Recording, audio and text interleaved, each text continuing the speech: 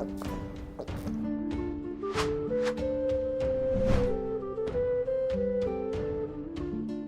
Moin, hallo und herzlich willkommen zu einem neuen Video hier auf meinem Kanal. Heute gibt es wieder eine Runde Shakes and Fidget. Die Events, beziehungsweise das Event ist ja jetzt hier schon wieder fast vorbei, aber die neuen starten schon. Auf F9 befinden wir uns jetzt gerade hier, ne, auf meinem Main, wo wir jetzt gerade Stufe 7, 6, 7 sind. 6, 7, ja. Und da sind wir auf jeden Fall fast durch mit den Events. Bisher haben wir aber noch keine Ingame-News bekommen für die Events, die jetzt die Tage und also die jetzt diese und nächste Woche folgen werden. Deswegen kann sein, dass die morgen noch irgendwann gepostet werden, also dass die heute im Verlauf des Tages erscheinen, wenn ihr das sehen solltet. Falls nicht, wurden die Events gestern schon bereits auf Discord gepostet für die kommende Woche von Freitag bis Montag. Für F9 startet das ganze Jahr am Donnerstag schon bereits. Und genau, da haben wir weiterhin Valentins Segen. Wir haben wieder Gold-Event, Hexentanz, Tier-Event, Seelen-Event, Epic Abenteuer, Epic Gut Glück und Epic Kaufrausch. Ja, das sind die Events, die wir jetzt haben. Und wie gesagt, von Freitag bis einschließlich Montag, einen Tag länger. Ja, wahrscheinlich wegen Valentinstag. Ja, und dann haben wir auch noch die Vorschau auf die kommende Woche und hier sehen wir schon, wartet der Elevator auf uns. Also hier haben wir einmal auch wieder Tier-Event, Epic Abenteuer, XP-Event haben wir da, Fest der Festung, Auraler Großputz, Tag des heißen Eisens und halt der Elevator-Start. Und genau, wir haben ja jetzt hier die Woche, sind jetzt die Events am Start und nächstes Wochenende startet dann quasi der Elevator. Also werden wir dann ja in dieser Woche hier den Elevator erleben. Ne? Also da könnt ihr euch dann schon mal drauf gefasst machen. Dort wird dann der nächste Elevator am Start gehen. Und wir haben ja auch gehört, dass der Elevator jetzt ja auch diesmal ein bisschen anders ist. Dass der jetzt auch eine eigene Rangliste hat. Also es ist ja vorher ein komplettes Event gewesen für die Gilde, sag ich mal.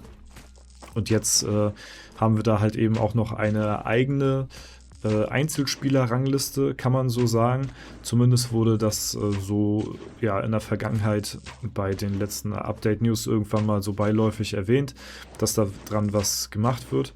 Ja, ich persönlich muss sagen, ich empfinde den Elevator eigentlich immer noch mehr so als ja, Gilden-Event, so was die Gilde mehr zusammenschließen soll. Und ich finde da so eine Einzelspieler-Rangliste finde ich da eigentlich jetzt eher unnötig, würde ich jetzt fast sagen, weil ja, das ist ja eigentlich mehr, dieses Event ist ja eigentlich mehr dadurch denn entstanden, dass man für die Gilde auch dann gildenaktive Events hat, wo die Gilde ein bisschen mehr zusammenwächst. Und ja, ich fand das immer schon ein bisschen, war immer schon ein bisschen zwiegespaltet, weil man ja auch selbst pusht so, ne, auf seiner eigenen Ebene mit seinen eigenen Etagen und so. Und dann hat man halt hier in der Gilde die Rangliste, ne? Und da haben wir ja schon eine gildeninterne Rangliste, wer die meisten Hell-Tokens gesammelt hat innerhalb der Gilde. Und genau, jetzt haben wir halt eben nochmal dann eine ja, separate Spielerliste dazu. Ich bin gespannt, wie das Ganze umgesetzt wird, ob wir da irgendwelche ja, Rewards oder sowas für bekommen, keine Ahnung. Da ja, lassen wir uns mal einfach überraschen. Ne? Aber genau, wir gucken da einfach mal, wie es da so aussieht. Ich will das jetzt erstmal so erstmal nicht schlecht reden. Es kann ja auch sein, dass das irgendwas Spaßiges ist oder so. Ne? Aber ich finde, eigentlich sollte der Fokus bei dem Elevator mehr darauf liegen, dass es halt ein Gilden-Event ist und nicht ein Einzelspieler-Event. Und genauso, finde ich, war der Elevator auch gut gewesen.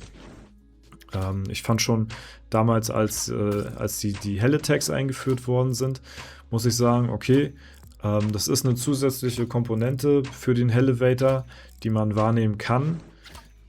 Allerdings muss halt da auch wirklich der Anreiz für geschaffen werden und ja, für mein Empfinden sind die Rewards dort einfach viel zu gering für das, was man dort eigentlich ausgeben muss. Also du musst ja entweder 5 Pilze ausgeben oder halt eben 5 Tickets, je nachdem, wie du es gerade hast, um halt eben bei dieser Hell Attack teilzunehmen.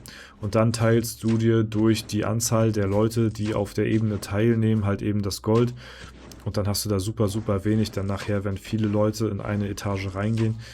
Und das ist halt, ja, für viele nicht worth, beziehungsweise machen die dann lieber 5 Tries in ihrer eigenen Etage, dass die vielleicht 5 Ebenen weiterkommen, das dann der Gilde dann auch noch gut tut. Aber ja, also da finde ich meiner Meinung nach, sollte dann eher ein bisschen der Fokus drauf gerichtet werden, dass die Anreize für die Hell Attack ein bisschen gesteigert werden, beziehungsweise also entweder werden die Anreize gesteigert so für die Hell Attack oder es werden die Kosten reduziert für den Beitritt bei diesem ja doch zusätzlichen Event zum Hellevator an sich ja schon.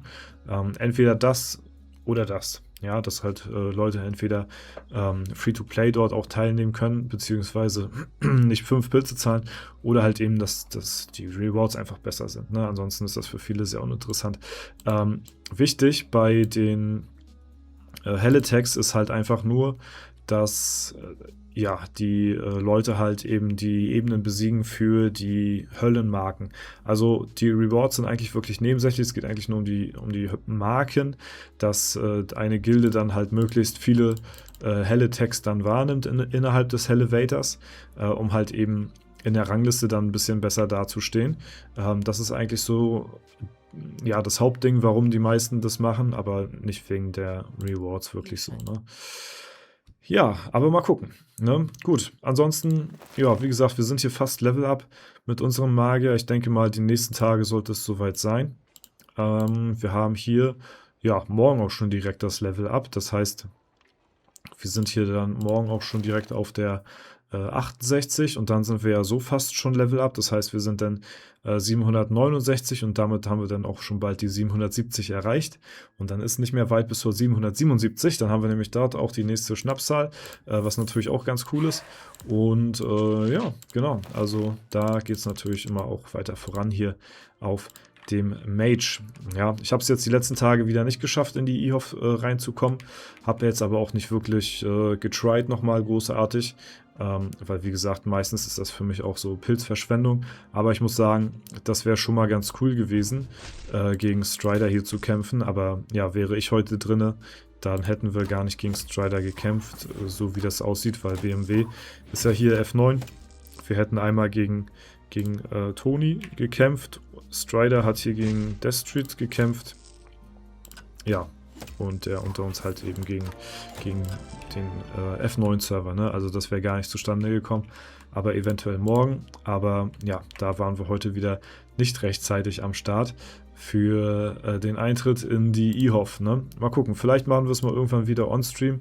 Ansonsten waren wir auch gestern mit Rising Phoenix auf der 4 gewesen. Das war auch ein sehr cooler Kampf, den hatte ich mir live im Stream angeschaut. Das war sehr nice, das ist glaube ich schon erst das zweite oder dritte Mal, ich weiß nicht ganz genau, dass wir mit Rising Phoenix auf der 4 waren. Und ja, das ist natürlich immer sehr cool, weil hier haben wir auch meinen Battle Mage drin, der ja auch nach wie vor immer noch sehr ja, gut gespielt wird. Wir spielen aber tatsächlich gegen Horizon jetzt hier an der Stelle, also Rising Phoenix gegen Horizon. Also ja, da wo mein BM halt drin ist, gegen die Gilde, ja, die Platz 1 ist auf meinem Main-Server sozusagen, ne? Und das ist natürlich immer ganz cool zu sehen, dass die Guild hier auch weiterhin schön Fortschritt macht. Den Kampf gestern, der war sehr nice, weil da haben wir sehr Glück gehabt mit dem Kampf gegen Strider. Der wurde da so weggekrittet, dass er keinen einzigen ja, Treffer gelandet hat. Hätte er das gemacht, dann hätte es auch anders ausgesehen. So mit Strider seinen Statpunkten ist das ja wirklich echt schwierig. Der nimmt ja alleine immer schon so 2, 3 Leute auseinander, ne? Also die Guild ist jetzt gerade hier, We Are One.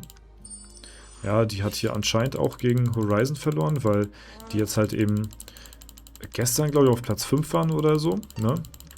Also da ist momentan vielleicht gerade ein bisschen, die sind einfach nur ein bisschen unlucky, glaube ich, ne? Also ja, mehr ist es im Prinzip dann auch nicht. Ich weiß gar nicht. Achso, da ist Strider hier auf der 45. Ja, wenn der natürlich dann seine Angriffe raushaut, dann sieht es immer schlecht aus. Aber wenn er dann halt eben so weggekrittet wird, wie hier heute auch schon wieder, also es ist jetzt schon der zweite Tag in Folge, wo es nicht so läuft bei Strider, dann kann der natürlich auch nicht so viel machen. Aber die Stat-Punkte, die sprechen natürlich größtenteils dann natürlich schon für sich. Aber trotzdem sehr cool, dass Horizon das geschafft hat, hier We Are One auch zu besiegen. Das freut mich natürlich auch für Horizon hier an der Stelle, dass die hier auch einen schönen Fortschritt gemacht haben. Und ja, jetzt eben auf der 4 sind. Also denen sei es genauso gegönnt. Ne? Alles klar. Aber das soll es erstmal soweit gewesen sein. Wie gesagt, der Elevator erwartet uns dann nicht dieses, sondern nächstes Wochenende. Und da seid ihr dann auf jeden Fall erstmal schon mal soweit informiert. Bis dahin, wenn es euch gefallen hat, lasst gerne eine Bewertung und Kommentar dazu. Ansonsten wünsche ich euch noch einen super schönen Tag. Vielen Dank fürs Zuschauen. Haut rein und bis zum nächsten Mal.